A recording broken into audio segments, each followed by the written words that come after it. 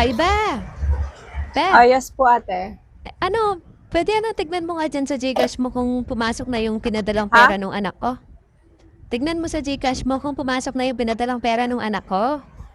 Tignan ko sa GCash ko kung dumating na perang padala ng anak mo. O, tignan mo nga muna. Magpapadala ba siya ngayon?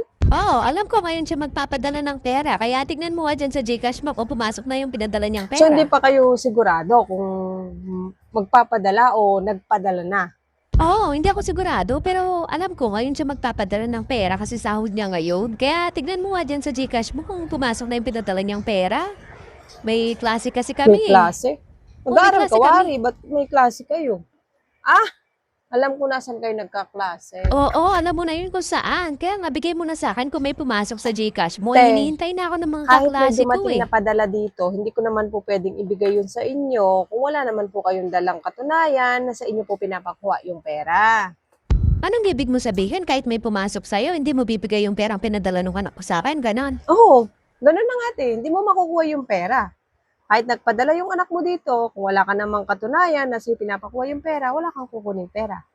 Ay, hindi. Tignan mo dyan sa Gcash mo. Kung pumasok na yung pinadala niyang pera, ibigay mo sa Ate, akin. katulad nga po ng sabi ko, kailangan ko po ng confirmation o kaya reference number. Katunayan po na sa inyo po pinapakuha yung pera. Kung wala po kayong maibigay sa akin na ganon, wala po kayong makukuha ang pera dito, kahit nagpadala yung anak niyo. Aba, ibig mo sabihin, inaangkin mo yung perang ipapadala ng anak ko sa'yo? Hindi ko aangkinin yun, te. Anong gagawin ko doon? Wala ko nga angkinin. Yung akin lang po, reference number, confirmation, ganyan, na sa'yo talaga pinapakuha ng anak mo yung pera. Kasi mahirap na. Baka hindi naman pala para sa'yo yung perang pinadala niya dito or ipapadala niya dito, tapos bibigay ko sa'yo. Diba? So, kung para sa'yo talaga yung papadalang pera ng anak mo, hingin mo yung reference number. Tignan mo na nga lang dyan sa cellphone mo kung kung pumasok Ang na yung kulit mo, pinadala niyang ate. pera. Kahit nga po may pumasok dito, hindi po ako magbibigay ng pera sa inyo. Kung wala po kayong katibayan na para sa inyo po yung pera. Aba, natural, kapag nagpadala ng pera yung anak ko, para sa akin yun. Kasi ako yung nanay niya, sino pa magkukuha ng pera na yan, kundi ako lang. Tignan mo na lang sa Gcash mo kung pumasok na ba yung pinadala niyang pera. Tawagin niyo po kaya muna yung anak niyo. Hingin niyo po yung yung confirmation na kaya yung reference number na lang po. Bakit mo pa pinapahingi yun? Wala bang pumasok sa'yo? Tignan mo kung may pumasok, hindi bigay mo na lang yun sa akin. Ay ate, kahit na may pumasok, hindi po ako pwede magbigay ng pera.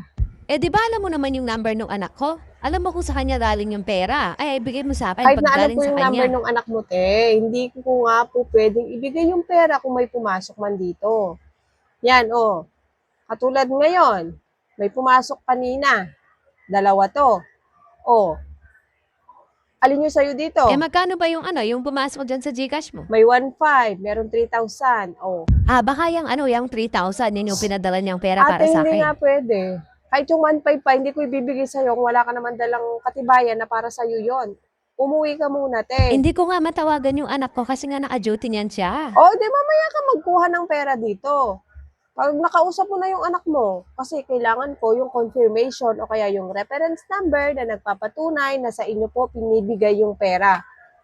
Gets niyo po ba? Ay, hindi. Ibigay mo sa kanya yung Ay, pinadala niyang ate, pera. umuwi ka na nga. Ang kulit-kulit mo. Sinabi lang hindi ako magbibigay ng pera, te, kung wala kang dalang ganon. Ang kulit mo.